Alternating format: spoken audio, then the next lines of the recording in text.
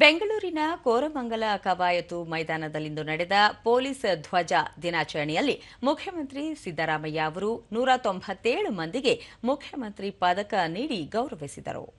ಈ ವೇಳೆ ಗೃಹ ಸಚಿವ ಡಾ ಜಿ ಪರಮೇಶ್ವರ್, ಗೃಹ ಇಲಾಖೆಯ ಅಪರ ಮುಖ್ಯ ಕಾರ್ಯದರ್ಶಿ ಉಮಾಶಂಕರ್, ರಾಜ್ಯ ಪೊಲೀಸ್ ಮಹಾನಿರ್ದೇಶಕ ಅಲೋಕ್ ಮೋಹನ್, ಮುಖ್ಯಮಂತ್ರಿಗಳ ರಾಜಕೀಯ ಕಾರ್ಯದರ್ಶಿ ನಸೀರ್ ಅಹಮದ್, ಮುಖ್ಯಮಂತ್ರಿಗಳ ಅಪರ ಮುಖ್ಯ ಕಾರ್ಯದರ್ಶಿ ಎಲ್ಕೆ ಅತೀಕ್ ಮತ್ತಿತರರು ಉಪಸ್ಥಿತರಿದ್ದರು.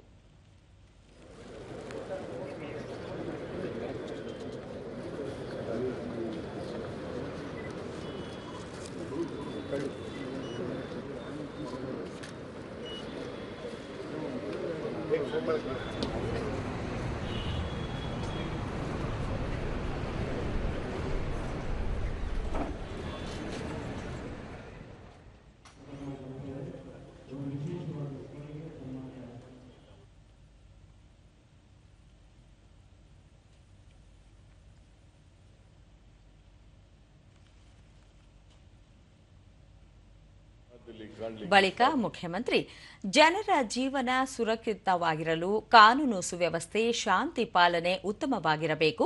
ತಂತ್ರಜ್ಞಾನದ ಬೆಳವಣಿಗೆಯಿಂದ ಸೈಬರ್ ಅಪರಾಧಗಳು ವ್ಯಾಪಕವಾಗಿ ಹೆಚ್ಚುತ್ತಿವೆ.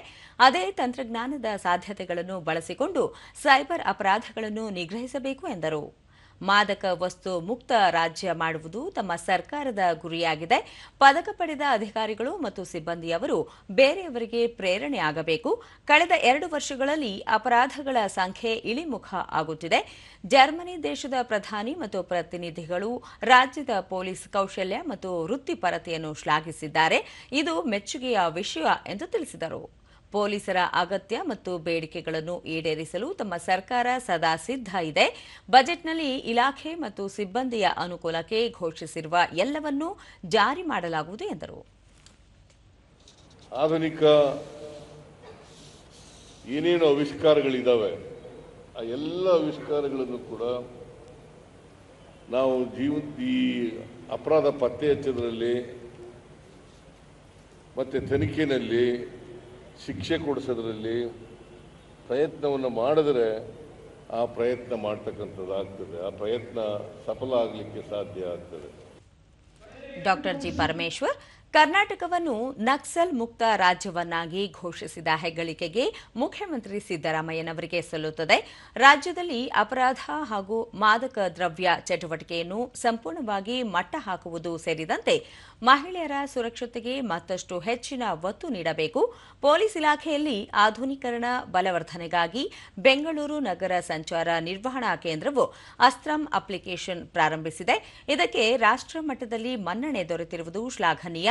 ಪ್ರಸಕ್ತ ಬಜೆಟ್ನಲ್ಲಿ ಪೊಲೀಸ್ ಗೃಹ ಯೋಜನೆಯನ್ನು ಮುಂದಿನ 5 ವರ್ಷದವರೆಗೆ ಮುಂದುವರಿಸಲಾಗಿದೆ ಎಂದು ತಿಳಿಸಿದರು. ಅನೇಕ ರಾಷ್ಟ್ರ ಮಟ್ಟದಲ್ಲಿ ಅನೇಕ ಮೊದಲನೆಯ ಸ್ಥಾನವನ್ನು ಗಳಿಸತಕ್ಕಂಥ ಕೆಲಸವನ್ನ ನಮ್ಮ ಪೊಲೀಸ್ ಇಲಾಖೆ ಮಾಡಿಕೊಂಡು ಬಂದಿದೆ. 1965ರ ಏಪ್ರಿಲ್ 2ರಂದು ಕರ್ನಾಟಕ ರಾಜ್ಯ ಪೊಲೀಸ್ ಕಾಯ್ದೆ ಜಾರಿಗೆ ಬಂದ ದಿನವನ್ನು ಪೊಲೀಸ್ ಧ್ವಜ ದಿನವನ್ನಾಗಿ ಆಚರಿಸಲಾಗುತ್ತಿದೆ. ಈ ದಿನದಂದು ಕರ್ತವ್ಯ ನಿಷ್ಠೆ, ಶೌರ್ಯ, ಸಮರ್ಪಣಾ ಸೇವಾ ಮನೋಭಾವವನ್ನು ಗುರುತಿಸಿ ಪ್ರಶಸ್ತಿಗಳನ್ನು ನೀಡಿ ಗೌರವಿಸಲಾಗುವುದು.